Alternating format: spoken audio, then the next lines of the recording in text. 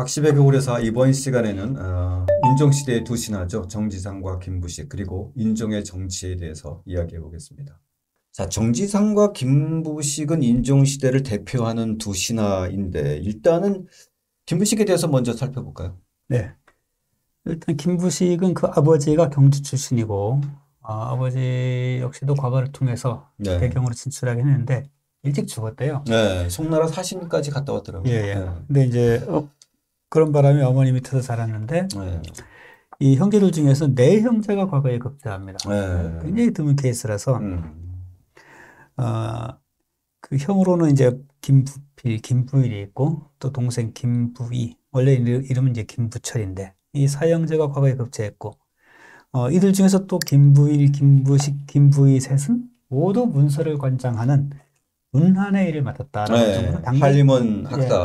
당대 최고의 문장가들인 거예요. 네네. 그러니까 이제 한 집안으로서 누릴 수 있는 거의 최고의 영예를 누리는 집안이었다라고 할 수 있겠고 네. 이 중에서도 김부식이 가장 오래 살았을 뿐만이 아니라 최고의 권력. 지위나 네. 이런 것도 가장 높았죠. 네.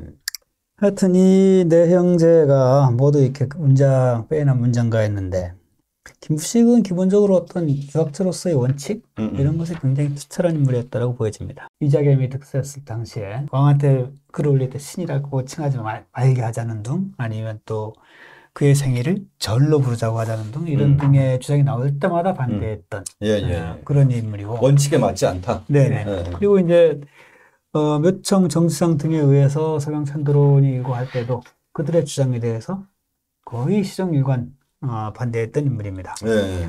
그다음에 이들 진압할 때는 우리가 앞서 본 것처럼 이제 총사령관을 맡아서 그 백성과 하여튼 우리 군사의 피해를 최소화해야 한다라는 입장하에서 지구전, 우회전 이런 전략을 고수해서 결국 성공시켰던 그럼으로써 그 이후에 최고의 지위와 권세, 명예 등등을 다 누렸던 인물이죠. 정지상은 여기에 좀 대별되게 좀 천재적인 재능, 감각 이런 쪽에 좀 더 가까운 것 같아요. 두 사람은 이제 일단 출신부터 대조적이에요. 네. 김부식은 신라의 수도였던 경주 출신. 그리고 이제 정지상은 고구려의 수도였던 서경 출신. 네. 뭐 그런 입장 때문인지 상대적으로 좀 김부식은 좀 보수적 성향이 강해서 대외 정책에서도 여진족에서 어떤 금나라에 대해서 상당히 좀 사대 외교를 맺어야 된다. 요즘으로 치면 화친 정책. 반면에 정지상은 금나라를 공격하자라는 정벌론. 소위 말하는 좀 주전론. 요런 입장에 또 차이가 있고 또 이 김부식은 이 전형적인 어떤 또 유학자로서의 어떤 입지를 다져갔던 반면 정지상은 음양설이라든가 풍수도착. 그래서 묘청을 좋아했던 거예요. 이 묘청이 이제 풍수지리, 음양 이런 데 되게 좀 일각에는 있었잖아요. 그래서 이 정지상은 정말 천재적인 시인으로도 유명한 그런 우리 예전에 그 국어 교과서에서 송인이라는 시가 나오고 요 5살 때 지은 시예요. 이 백조라는 시인데 누가 있어 흰붓으로 을자를 물결 위에다가 새겨놓았다. 을자사 강파 이렇게 나오죠, 그죠? 정지상이 하여튼 이런 빼어난 시인이자 문장가였고 동시대 역시 또 빼어난 문장가 이 김부식의 경우에는 시인보다는 학자적 쪽에 더 가까운 사람이라고 할 수 있죠. 근데 김부식이 급제는 한 10몇 년 먼저 했고 아마 나이도 적어도 한 10살 전후로 더 많을 것 같아요. 그리고 김부식은 이제 두드러지지 않았지만 늘 그 이전 인종 때부터 해서 꾸준히 잘 나갔던 인물입니다. 그러니까 변술도 제 나이에 걸맞게 쭉쭉 올라오고 있었는데 다만 정지상은 뒤늦게 급제하고 뒤늦게 들어왔지만은 누굽니까? 척준경을 물리치는 상수 한장으로 인종이 확 들면서 갑자기 이제 일약 전국의 스타가 되는 갑자기 세를 얻게 된 이때는 아마 김부식보다 훨씬 더 잘 나갔다고 봐야 되겠죠. 자, 이러한 정지상과 김부식의 약간의 뭔가 좀 대조적인 캐릭터 또 경쟁적인 어떤 상황 그리고 실질적으로 정치적으로도 좀 대립했고 이런 것 때문에 어쨌든 묘청에 난 이후 직후에 개경 세력들을 정리하면서 이 정지상을 좀 더 속결로 인종에게 보고하지 않고 죽였다라고 하는 이런 뒷말들이 좀 나오게 되는 상황이었던 것 같아요. 네. 그래서 워낙 이 두 사람이 이제 어느 시점에서는 뭐 이 문장으로도 서로 이제 경쟁 관계고 또 네. 정치적으로도 이제 경쟁 관계. 네. 바로 그런 모습이어서 그래서 이 묘청의 난이 이제 일어날 때 그 정지상은 개경이 있다 그랬잖아요. 네네. 그 당시 어쨌든 반란군 토벌의 최종 그 진압자이자 사령관이었던 김부식이 이 정지상하고 백수환 등을 바로 인종에게 알리지도 않고 참수를 해버려요. 네. 그래서 그 후대에 와서는 이것이 결국 김부식이 정지상의 천재성을 시기해서 이런 말들이 훗날 특히 고려 후기 문신 이규보가 지은 백운소설이라는 시평집에 보면 바로 이런 이야기가 나와요. 네.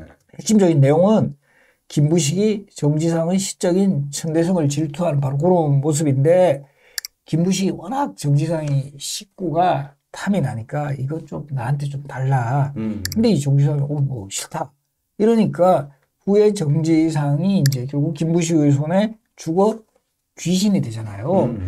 그래서 이 김부식이 쓴 시를 또 귀신이 된 후에 보고 나서는 야 이것밖에 못 쓰냐 하면서 김부식의 시를 고쳐 썼다라는 이런 그 이야기가 이제 이규보 조롱당하는 백운 소설에 전해지는데 결국 이런 것이 김부식이 묘청의 난의 진압을 빌미로 정지상을 제거한 것으로도 이제 이해를 한다라는 거죠. 네.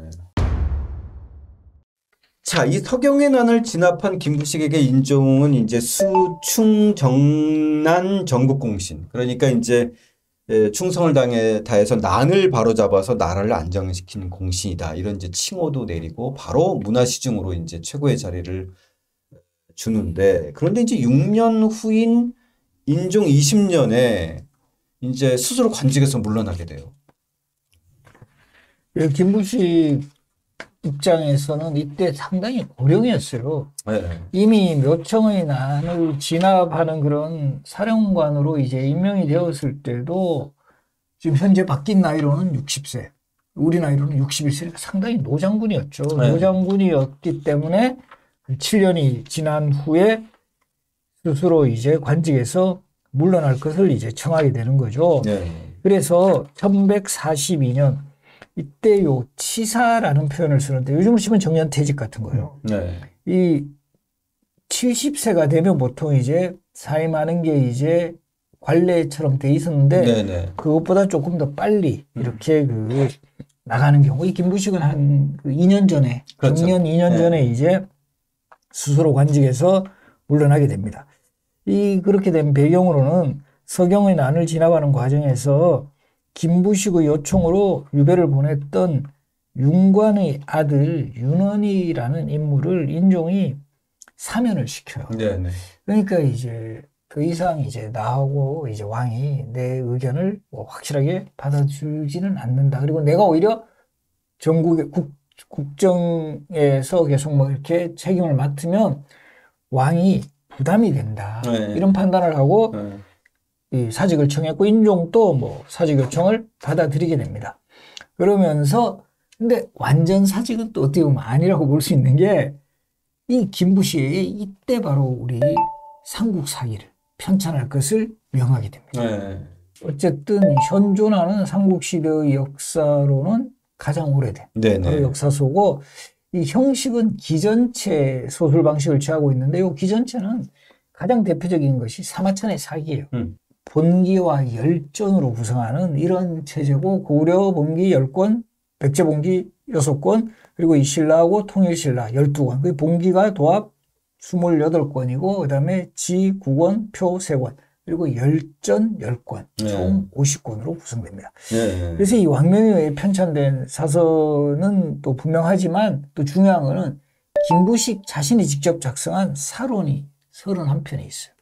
네. 이게 사론이라는 거는 그 역사를 소설한 사람의 역사관을 볼 수 있는 그런 내용이어서 매우 중요한데 이 또 주목되는 거는 고구려 백제 신라를 기술할 때 모두 아국 우리나라의 역사다 이렇게 표현을 하고 있고 삼국을 모두 고려의 전신으로 해서 좀 우리 삼국을 좀 균등한 그런 좀 방식으로 소설하고 있는 거. 이것도 이제 삼국사기의 특징이기도 합니다. 네. 어찌 보면 이 삼국사기의 영향으로 우리의 역사가 좀 더 거슬러 올라가게 되는 그런 역할을 좀 했던 것 같아요.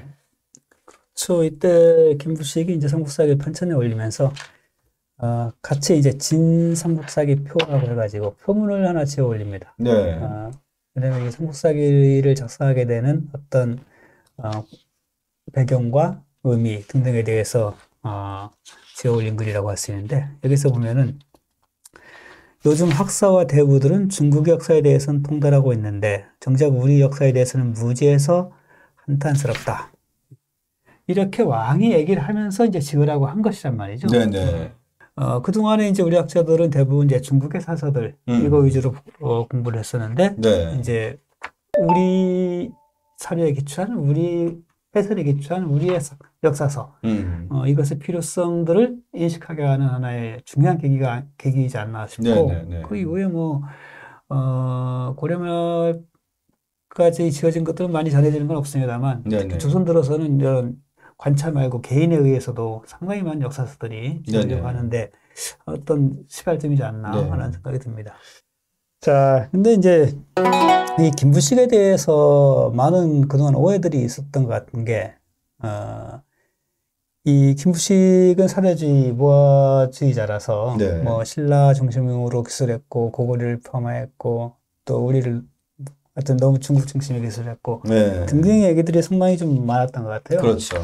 이 출발은 아마 이제 신초 선생이 이 묘청이란을 이제 자주권을 주창하는 독립당. 네. 이고 이에 대한 이제 싸움이 사대당이다라고 해서 묘청 쪽을 이제 진취적인 사상으로 보고 김부식 쪽을 보수적인 사상으로 이렇게 이제 양극단화 시켜버렸어요. 일종의 정의를 내려버리면서 네. 이게 알게 모르게 학자들 사이에서 상당히 많이 유포됐던 게 아닌가 싶은데, 실제 삼국사기는 물론이고 저 앞에 나와 있는 저런 진삼국사기 표를 보더라도 네. 김부식이라는 인물은 굉장히 현실주의자, 아주 그 유학에 충실한, 그러다 보니까 중국에 대해서 잘 알고 또 상당히 동경하는 마음이 있었겠지만 실제 정치가로서 굉장한 현실주의자라고 볼 수 있는 게, 예컨대 앞서 이제 금나라에 대한 사대 같은 것이 나왔을 때만 하더라도 네네. 오히려 무활원자라고 한다면은 당연히 금나라에 대한 사대를 반대해야죠. 그렇죠. 하지만 현실주의 입장을 펴면서 금나라에 대한 사대하는 것이 이제 옳다라고 하는 주장을 폈던 그런 인물이다. 그리고 그 이후에 이제 항상 이 사람은 어쨌든 유학에 기초한 자기 원칙에 충실하면서 다만 판단은 굉장히 요즘 현실적이고. 말하는 그 김대중 그 대통령 말씀처럼 그 서상적인 문제의식에다가 상인적인 현실 감각을 갖춘 인물이다라고 저는 보여져요. 자, 이제 인종의 정치에 대해서 잠깐 얘기 좀 해보죠. 어쨌든 14살에 고려의 17대 임금으로 즉위한 이후에 이자견의 남, 그 다음에 이제 묘청의 난, 극심한 내화를 겪었어요. 네. 자, 인종의 정치는 좀 어땠나요? 인종은 불행하게도 이제 그 자기 재위 기간 동안에 그런 이제 난을 두 차례나 겪긴 했지만, 이렇게 소양은 굉장히 이제 빼난 왕이었다라고 생각이 들어요. 예. 일단 어려서 왕위에 올랐지만은 그 이자겸에 대해서 제어하려고 했던 확실한 어떤 의지를 갖고 있었고, 척준계까지 제거하는 이 과정이 굉장히 짧은 기간 안에 중간에 실패도 맛보지만은 거기에 굴하지 않고 네네. 기어코 해낸단 말이죠. 이런 것을 보면은 이제 뚝심도 있고, 배짱도 있고, 네.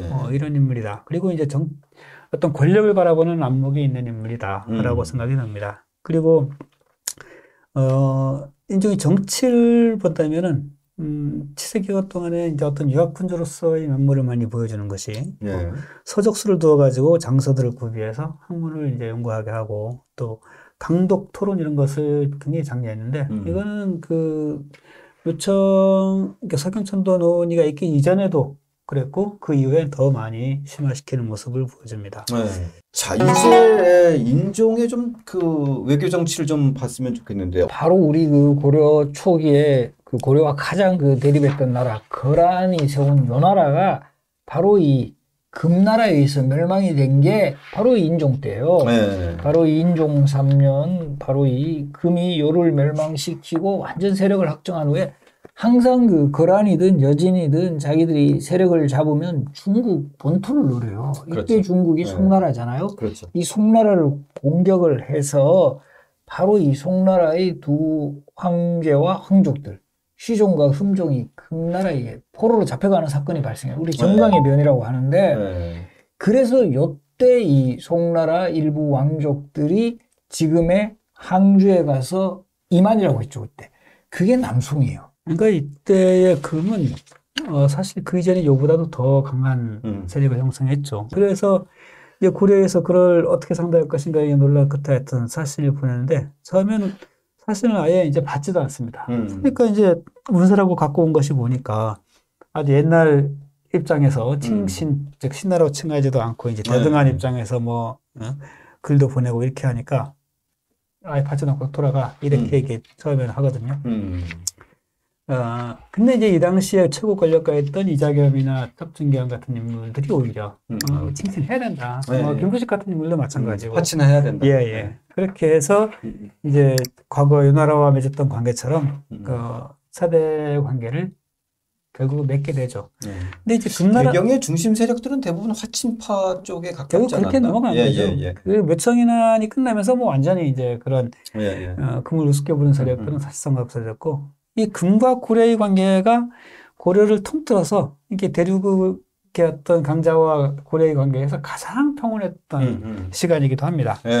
금에서 뭐 쳐들어온 적도 없고 우리도 이제 사대를 취하는 정도 굉장히 바람직한 국제관계, 금과 고려의 관계가 형성이 되죠. 그러니까 그러다가 이제 제2 24년 그 금나라 사신을 위한 잔치를 연 후에 갑자기 이제 막 병이 생겨서 이 뭔가 이렇게 좀 치료가 필요하다 이렇게 판단을 해가 이때 근데 어떤 조치를 취하냐 하면 이자겸의 저주 때문이 아닐까 이렇게 판단을 해서 이자겸의 처자를 본가인 인천 지금 그래서 이자겸이 인주이시잖아요. 그렇죠. 인천이시요. 또 이게 이제 척준경이 또 이래서 그런 거 아닌가? 우리도 그런 생각 하잖아요. 그래서 척준경의 원혼을 달래야 한다고 해서 이미 죽은 척준경의 관직을 회복시키고 그 자손들에게도 뭐 벼슬을 내려줬지만 결과적으로는 뭐 그게 뭐 치료 방법이 완전하게 될 수는 없었죠. 그러고 결국 그 뭐 병의 후유증으로 38살의 나이로 그 생을 마감합니다. 자, 인종 23년 총평을 좀 해주시죠. 네, 인종에 대해서는 이제 일단 당대의 평가를 보자면 당시 김부식은 이렇게 얘기를 합니다. 검소하고 성실하며 덕과 은혜로 백성을 편하게 하려고 노력했고 금나라와 우호 관계를 맺어서 변경이 편안했다. 이자겸 척준경의 목숨을 부지해 줄 만큼 관대했다. 굉장히 긍정적이네요. 네, 묘청이 천도에 현혹되어 반역까지 부린 게 성덕에 흠이 되었지만 숭화하자 중해가 모두 슬퍼하고 금나라도 탄식하고 애도했다. 이렇게 얘기를 했고 김신부라는 사관은 또 이렇게 얘기를 합니다. 묘청과 백수한의 음양설에 현혹되어 서경의 반역을 이르게 한 것은 천성이 자애롭기만 하고 우유부단했기 때문이다. 노리와 잔치를 좋아하지 않았고 환관을 줄이고 검소했으며 정성으로 이웃나라를 살린 것은 훌륭했다.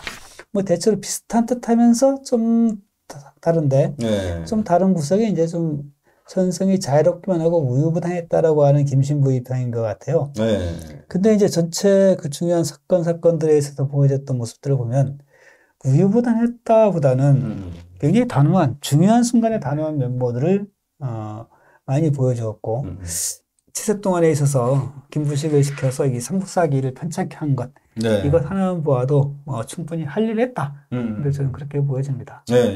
자, 인종의 시대를 마감하면서 이제 새로운 또 내환의 경량의 시대에 들어가게 되는데 어찌 보면 인종 시대에 맞이했던 이자겸의 난이나 묘청의 난이 그 전조적인 서막이 아닌가 이런 생각도 좀 듭니다. 다음 시간에는 날라리 의정과 무신들의 반란편으로 이야기 이어가겠습니다.